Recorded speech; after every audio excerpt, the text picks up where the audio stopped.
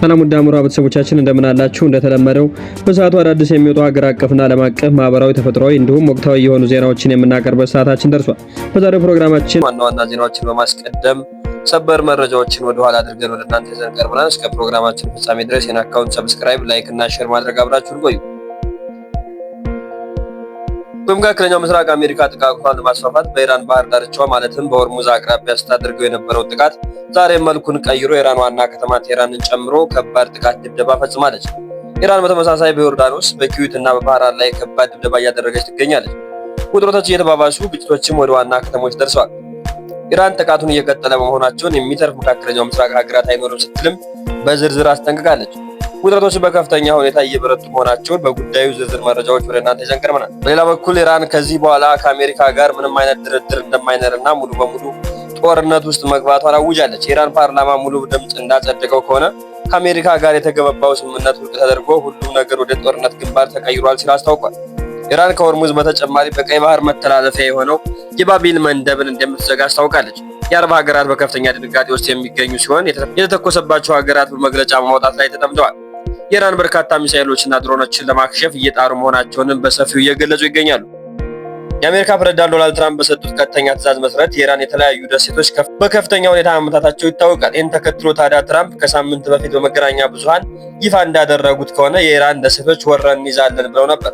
አሁን በደሴቶቹ ላይ የተፈጸመ ያለው ጥቃት ተከትሎ አሜሪካ በቀጣይ ቀናት እነዚህን ደሴቶች በእግረኛ ወታደር ለመውረር እቅድ አላት ወይ የሚሉትን የተለያዩ ተንታኞች ሀሳብ እየሰጡበት ይገኛሉ።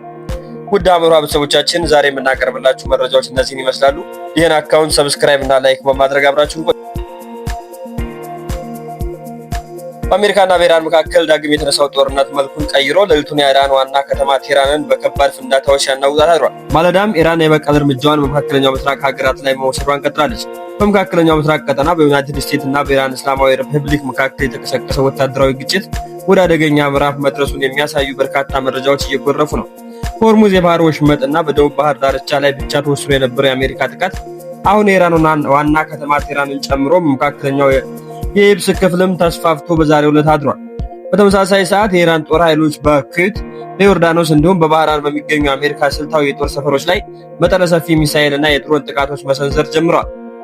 የኢራን መገናኛ ብዙሃን በዋና ከተማዋ ቴህራን እና በተለያዩ የሀገሪቱ ክፍሎች የአየር መከላከያ ስርዓቱን ከአሜሪካ አየር ድብደባዎች ጋር ሲፋለም ማደሩን የዘገበ ሲሆን በኢራን ዋና ከተማ ሜዲና በርካታ ፍንዳታዎች መሰማታቸው ተገልጿል።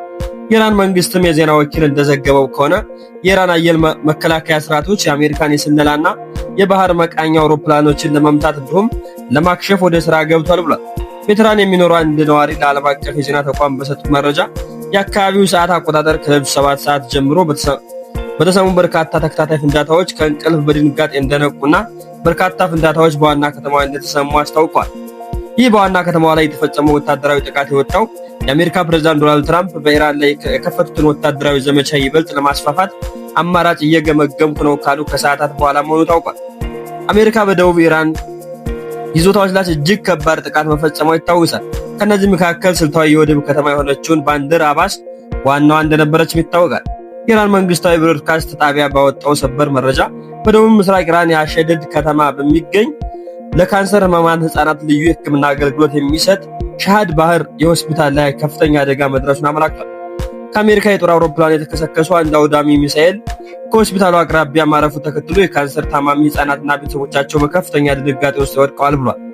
እንደ አንድ ሆስፒታሉ ሰራተኛ ለኢራን የዜና ወኪል እንደተናገረው በጥቃቱ የመነጨው የፍንዳታ ማዕበል በጣም ኃይለኛ በሆነ የሆስፒታሉ መስኮቶች ሙሉ በሙሉ ተሰባብረዋል ብሏል። የሆስፒታሉ ዳይሬክተር ጠቅሶ እንደዘገበው በአጠቃላይ 21 የካንሰር ታማሚ ህፃናት በአስቸኳይ መፈናቀላቸውን የዩናይትድ ስቴትስ ማዕከላዊ ዕዝ በኢራን ላይ አዲስ አየር ጥቃት ማዕበል መጀመሩን አስታውቋል። የማዕከላዊ ዕዝ ባወጣው መግለጫ በሆርሙዝ ባህር መሽመጥ ለመቆጣጠር ከሚደረጉት የኢራን ሙከራዎች ጋር የተያያዘ ወታደራዊ መዋቅሮችን፣ የባህር ዳርቻ ጥበቃና ጣቢያዎችን፣ የድሮን ባትሪዎችንና ሚሳኤሎች ጣቢያዎችን እየመታው ነው ብሏል። ይህ ጥቃት ለቀናት እንደሚቀጥል ከሆነ ፕሬዝዳንት ትራምፕ ገልጸዋል። በአሜሪካ ጥቃት የተቆጡት የኢራን ጦር እና የኢራን እስላማዊ አብዮት ዘብ በሰጡት መግለጫ በባህረ ሰላጤውና በቀጠናው የሚገኙ አሜሪካ ስልታዊ የጦር ሰፈሮች ላይ የተቀናጀ የሚሳኤልና የድሮን ጥቃት መሰንዘር መጀመራቸውን በይፋ አስታውቋል። በቀጣይ አዳዲስ ጥቃቶችን ከሚተባበሩ የመካከለኛው ምስራቅ ሀገራት ከተሞችም ላይ እንደሚጠቃልሉ አስጠንቅቀዋል። የኢራን እስላማዊ አብዮት ዘብ በኩዌት የሚገኘው አልሰለም የአየር ኃይል ጦር ሰፈር ላይ የሚሳኤል እና የድሮን ጥቃት መፈጸሙን አስታውቆ በተመሳሳይ መልኩ በኢራን ብሔራዊ ጦር በዮርዳኖስ በሚገኝ የአሜሪካ ጦር ስልታዊ ይዞታ ላይ የድሮን ጥቃት መፈጸሙን አረጋግጧል። የኢራን መገናኛ ብዙሃን እንደዘገቡት የኢራን ጦር በዮርዳኖስ በሚገኘው አዝራቅ አየር ኃይል ጦር ሰፈር ኮሚኒኬሽን መዋቅሮችና የነዳጅ ማጠራቀሚያ መጋዘኖች ላይ በጽኑ መምታቱን ገልጿል። ይህ የዮርዳኖስ ጥቃት የተሰነዘረው ከአሜሪካ ጦር በደቡብ ኢራን በሚገኘው የባንደር ኢራን ውስጥ በሚገኝ ባንዲራ ውስጥ ለፈጸመው ጥቃት ያጸፋ ምላሽ መሆኑን አስታውቋል። የኢራን እስላማዊ አብዮት ዘብ ቃል አቀባይ ብርጋዴር ጀነራል ሁሴን እንደገለጹት የኢራን ወታደራዊ እርምጃ በአሁኑ ወቅት ያነጣጠሩት በቀጠናው የሚገኙ አሜሪካ አጥቂ ወታደራዊ መሰረተ ልማቶች ላይ መሆኑን አሳውቆ በተጨማሪም የኢራን አየር ኃይል መከላከያ ክፍሎች በደቡብ የሀገሪቱ ክፍሎች 2 ዘመናዊ የአሜሪካ ድሮኖችን መትተው መጣላቸውንም በይፋ ገልጸዋል። በዲፕሎማሲያዊ ረገድ የኢራን ውጭ ጉዳይ ሚኒስትር ቃል አቀባይ እስማኤል ባጋይ ኢራን ከአሜሪካ ጋር ወደ ማንኛውም አይነት ድርድር የመግባት እቅድ እንደሌላት ገልጸው ባለፉት ሰኔ 17 የተፈረመው የመግባቢያ ስምምነት የሁለትዮሽ ግዴታዎችን የያዘ ቢሆንም አሜሪካ ቃል በመጣሷ ኢራን ድርድር እንደማታደርግ አስታውቋል። ጠጉ ኢራን ፓርላማ አባላትም ስምምነቱን ውድቅ መሆኑን በይፋ አውጀዋል። በመካከለኛው ምስራቅ ያለው ጦርነት የተባባሰ መምጣቱን በርካታ የዓለም አቀፍ አየር መንገዶች ወደ አካባቢ የሚደረጉ በረራዎች ሰርዘዋል። የካናዳው፣ የግሪክ እና ሌሎችም አየር መንገዶች ይህንን ጉዟቸው እንደሰረዙም አስታውቀዋል። የጦር ተንታኞች እንደሚሉት ከሆነ አሜሪካ በኢራን ይዞታዎች በሆኑ ደሴቶች ላይ የምታደርሰው ጥቃት ከፍተኛ ደረጃ ላይ መድረሱንም ይገልጻሉ። በለንደን እና በእንግሊዝ የተባበሩት ፕሮፌሰር አንድረስ ኬራል እንደሚገልጹት ከሆነ አሜሪካ በኢራን ትንንሽ ደሴቶች በኃይል ለመቆጣጠር ወታደራዊ አቅም ቢኖራትም መዘዙ ግን የሚቋቋምት እንደማይሆንና እጅግ ከባድና ፈታኝ እንደሚሆን አሳውቀዋል። በጆርጂያን ዩኒቨርሲቲ የፖለቲካ ፕሮፌሰር የሆኑት ናደር ሃቢን በበኩላቸው አሜሪካ ደሴቶችን በኃይል ትወርሳለች በሚለው ሀሳብ ተጠራጣሪ መሆናቸውን ገልጸው ይህ እርምጃ ከአሜሪካ ወታደሮች ላይ የሚያስከትለው የህይወት መጥፋትና የአሜሪካ ውስጥ በፖለቲካ የሚፈጥረው ቀውስ ሌላኛው የኢራቅን ጦርነት ውድቅ ሊያመጣ እንደሚችልም አስታውቀዋል። በመጨረሻም ኢራን አሁን የተሰነዘረባት ያለው ጥቃት እያመከነች መሆኑን ገልጻ ጥቃቶቹ የሚቀጥሉ ከሆነ ቀይ ባህሩን ሙሉ በሙሉ እንደምትዘጋና በመጨረሻ ማስጠንቀቂያ ሰጥታለች። የኢራን አብዮታዊ ዘብ የአሜሪካ ጠበኞች እስካላቆሙ ድረስ የሆርሙዝ ወሽመጥ ብቻ ሳይሆን የቀይ ባህር መዘጋቱንም አይቀሬ ነው ስትል አስታውቃለች።